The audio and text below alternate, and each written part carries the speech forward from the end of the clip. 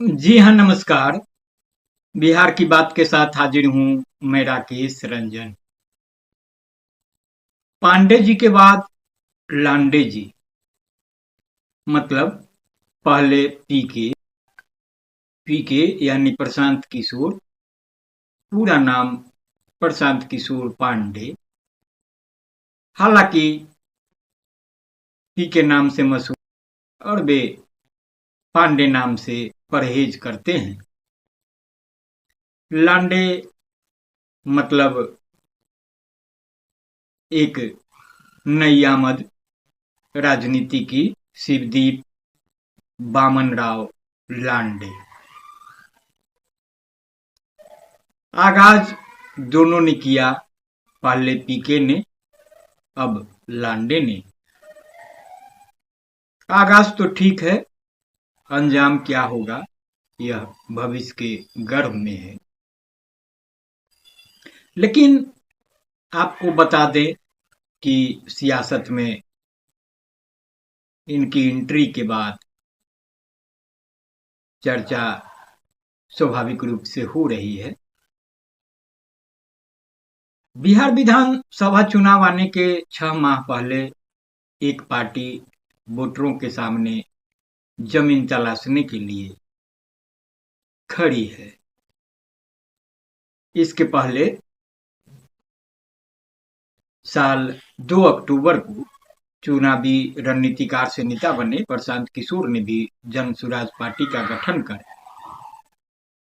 अपना कदम आगे बढ़ाया। सुराज पार्टी का गठन और ऐलान उन्होंने 1 साल की यात्रा के बाद किया था। अभी बिहार में, बिहार पुलिस में सिंघम नाम से मशहूर आईपीएस रहे शिवदीप बामन राव लांडे ने अपना राजनीतिक दल बना लिया है। उन्होंने ऐलान किया है कि बिहार की सभी 243 सीटों पर उनकी पार्टी अपने उम्मीदवार उतारेगी, यानी चुनाव लड़ेगी। उन्होंने पार्टी को नाम दिया है हिंद सेना। हालांकि लांडे साहब खुद कहां से लड़ेंगे इसका खुलासा अभी नहीं किया है। बिहार में ऐसा पहली बार हो रहा है कि कोई आईपीएस अधिकारी स्वैच्छिक सेवानिवृत्ति लेकर खुद अपनी पार्टी बनाकर सियासत में एंट्री लेने का ऐलान कर दिया है। अब तक जितने भी ब्यूरोक्रेट्स नौकरी छोड़कर बिहार में चुनाव लड़े, वे किसी न किसी पार्टी के टिकट पर चुनाव लड़े हैं। कुछ सफल हुए तो बहुत सारे विफल हुए। इनके बारे में भी मैं चर्चा करूंगा, आपको अवगत कराऊंगा। बिहार के वरिष्ठ पत्रकार हैं कमलाकांत पांडे। कमलाकांत पांडे का विश्लेषण है, वे कहते हैं कि सवाल उठता है कि महाराष्ट्र के रहने वाले शिवदीप लांडे के लिए बिहार में सियासत की राह कितनी मुश्किल होने वाली है। क्या जाति की राजनीति के लिए देश भर में जाने वाली बिहार शिवदीप लांडे को स्वीकार करेगी? बिहार के वोटर, बिहार के मतदाता, पहले दौर में मीडिया ने तो थोड़ी जगह भी दे दी, लेकिन वह तरजीह नहीं मिली जो पीके को मिली और मिल रही है। अपनी पार्टी की घोषणा के दौरान शिवदीप लांडे ने कहा कि जो बिहार में बदलाव चाहता है उसका पार्टी में स्वागत है। बिहार के युवा बदलाव चाहते हैं। कई राजनीतिक पार्टियों ने उन्हें राज्यसभा भेजने, मंत्री बनाने और मुख्यमंत्री बनाने का ऑफर दिया, लेकिन वे बिहार में बदलाव चाहते हैं, इसलिए नई पार्टी बनाने का फैसला लिया। अब जो लांडे साहब बातें कह रहे हैं उनकी अपनी बातें हैं, लेकिन उन्होंने जो बातें कही, जो बयान दिया सार्वजनिक तौर पर पार्टी के ऐलान के वक्त, उसके तुरंत बाद एक प्रतिक्रिया आई। प्रतिक्रिया ने सबका ध्यान खींचा और बातें भी स्पष्ट हुई कि किस ओर जाएगी सारी चीजें।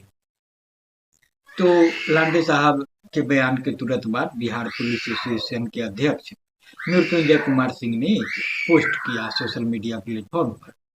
लिखा कि इतिहास प्रमाण है बिहार ने देश पर शासन किया है, गणतंत्र की जननी है। बिहार में कोई भी बिहारी ही मुख्यमंत्री होगा। महाराष्ट्र की हिंद सेना बिहार में नहीं चलेगी। महाराष्ट्र की हिंद सेना कहने का आशय है, चूंकि लांडे साहब महाराष्ट्र से आते हैं और उन्होंने, तो इन दो बयानों से साफ है कि शिवदीप लांडे की सियासत में सबसे बड़ा रोड़ा उनका मराठी होना है। उन्हें बाहरी बता सियासत से दूर करने की कोशिश की जाएगी। जाहिर है इस बात की चर्चा भी हो रही है, सवाल उठाए जा रहे हैं कि लांडे साहब बिहार में बदलाव की बात तो करते हैं, लेकिन बिहार के लोगों के साथ, बिहारियों के साथ उनकी जन्मभूमि महाराष्ट्र में जो कुछ होता है उस पर भी कुछ बोलने का साहस करेंगे, बोलेंगे। दरअसल भारतीय पुलिस सेवा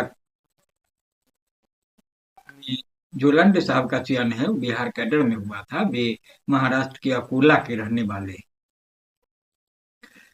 बिहार में जब चयन हुआ, यहाँ पोस्टिंग हुई, तो अलग अलग जिलों में पोस्टिंग हुई। बिहार में जाति लोगों के जड़ में है। ये राज्य देश भर में कास्ट पॉलिटिक्स के लिए भी जाना जाता है। इस स्थिति में शिवदीप लांडे के विकास की बात शायद ही कोई सुने। यहाँ राजा सुप्रीमो लालू प्रसाद को बिहार का नेता, बाद में पहले यादव का नेता कहा जाता है। नीतीश पिछले 20 वर्षों से कोयरी कुर्मी की सियासत करते आ रहे हैं।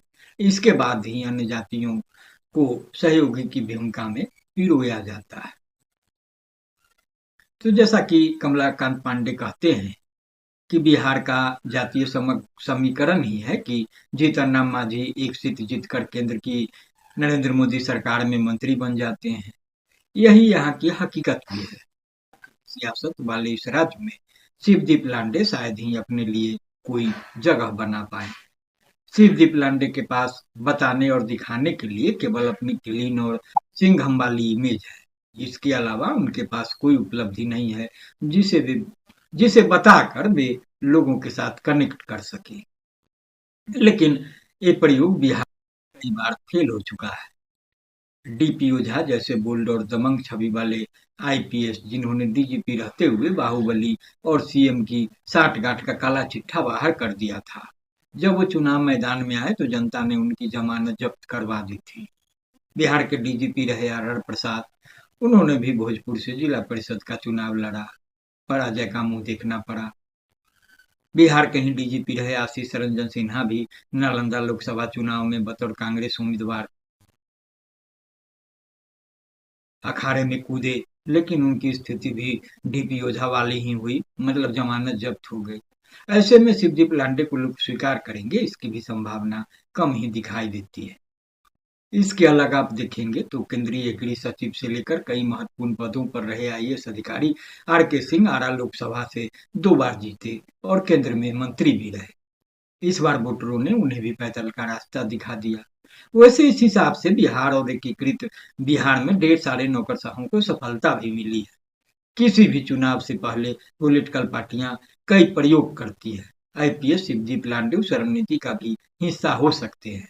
दरअसल शिवदीप लांडे भले चुनाव नहीं जीते, लेकिन कुछ वोट इधर उधर कर सकते हैं। विधानसभा चुनाव में ये बहुत मैटर करता है। बहुत कम वोट के मार्जिन से जीत हार का फैसला होता है। तो जाहिर है शिवदीप लांडे की पार्टी की घोषणा, सभी सीटों पर चुनाव लड़ने की घोषणा को बहुत हल्के से नहीं लिया जा सकता है। आप देखेंगे कि एक अन्य आईपीएस अधिकारी विकास वैभव भी इसी राह पर हैं, यानी सियासत की ओर बढ़ने की राह पर। वे भी इंस्पायर बिहार नाम से एक मुहिम चला रहे हैं, संस्था चला रहे हैं, उनसे व्यापक पैमाने पर लोगों का जुड़ाव है। बिहार के डीजीपी गुप्तेश्वर पांडे की आपको याद होगी, उन्होंने भी काफी हाथ पांव मारे थे पिछली बार, बात नहीं बनी। लेकिन अभी भी कहा जाता है कि वे इत्मीनान से नहीं बैठे हैं, वे भी अभी संभावना की तलाश कर रहे हैं। अब देखेंगे कि बख्तियारपुर के थाना प्रभारी रहे पहले ही दाऊद नगर से, और रवि ज्योति राजगीर से विधायक बन चुके हैं, रह चुके हैं, और वर्तमान में नरपतगंज से भाजपा विधायक जयप्रकाश यादव हैं, जो पुलिस निरीक्षक रह चुके हैं। इनके डॉक्टर अजय कुमार पटना में वरिष्ठ पुलिस अधीक्षक भी थे संयुक्त बिहार में। जब झारखंड के हिस्से में आए तो यहाँ से चुनाव लड़ा, सांसद भी बने। यह बात अलग है कि अभी पिछले सभा चुनाव में उन्हें जमशेदपुर पूर्वी सीट से कांग्रेस उम्मीदवार के बतौर हार का सामना करना पड़ा है। झारखंड में आईपीएस रामेश्वर उरांव मंत्री भी रह चुके हैं। उसके अलावा बीडी राम सांसद होते हैं पलामू से। आप प्रशांत किशोर की पार्टी को देखेंगे तो उसमें भी अधिकतर पुलिस वाले हैं, आईपीएस रिटायर्ड लोगों की भी बड़ी फौज है। तो यह सही है कि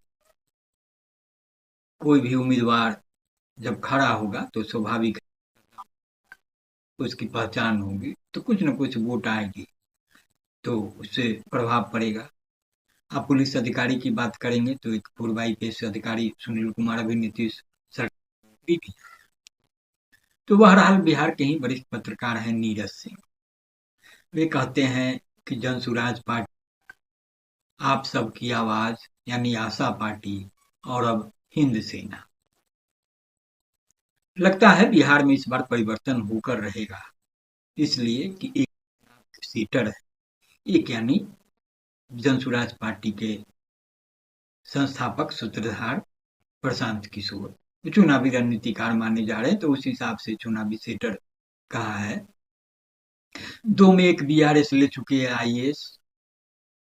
आईएएस मतलब आरसीपी सिन्हा की बात हो रही है, जो कभी नीतीश कुमार के खासम खास थे, जदयू के राष्ट्रीय अध्यक्ष भी रहे। बाद में जब महत्वाकांक्षा उफान मारने लगी, नीतीश से ही टकरा बैठे, तो फिर नीतीश कुमार ने उन्हें बाहर का रास्ता दिखाया। फिर उन्होंने भाजपा की बड़ी तामझाम से शरण ली, भाजपा में एंट्री हुई, भाजपा ने भी गंडवाल किया।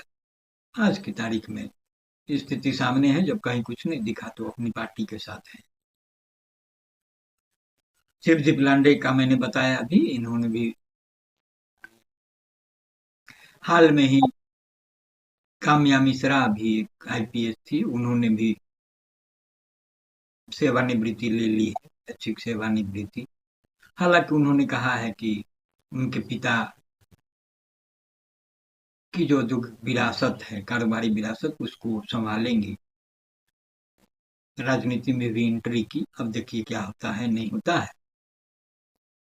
तो जैसा कि सियासत में इन नौकरशाहों की, आईपीएस आईएएस अधिकारियों की, या फिर प्रशासनिक राज्य प्रशासनिक स्तर की, राज्य पुलिस सेवा के स्तर के अधिकारियों की रुचि को लेकर के ये सवाल पूछे जा रहे हैं कि आखिर क्या है कि सब लोग सियासत में ही आना चाहते हैं।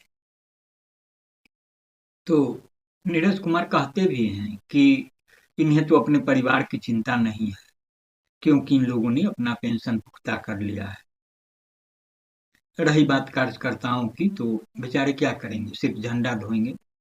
इसलिए बिहार की जनता को होशियार रहने की जरूरत है, सोचने की जरूरत है कि अभी लवादा बदल कर नेता बने, उन चेहरों